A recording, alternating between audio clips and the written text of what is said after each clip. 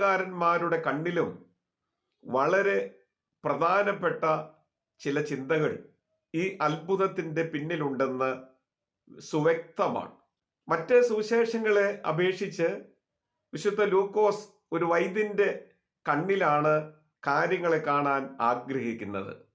അതുകൊണ്ട് തന്നെ കൂടുതൽ സൂക്ഷ്മതയും വ്യക്തതയും വിശുദ്ധ ലൂക്കോസിന്റെ സുവിശേഷത്തിൽ നമുക്ക് കണ്ടെത്താനായിട്ട് സാധിക്കുന്നു. തൻ്റെ 12 ശ്ലീഹന്മാരുമായി ബെത്സയിദ പട്ടണത്തിലേക്ക് തനിച്ച് വാങ്ങിപ്പോകുന്ന കർത്താവിനെ കുറിച്ച് പറഞ്ഞിട്ടാണ് വേദഭാഗം ആരംഭിക്കുന്നത് തന്നെ. പ്രാർത്ഥനയിൽ ആരംഭിക്കുന്ന ഒരു വലിയ അത്ഭുതം വീണ്ടും പ്രാർത്ഥനയിലാണ് അവസാനിക്കുന്നത്.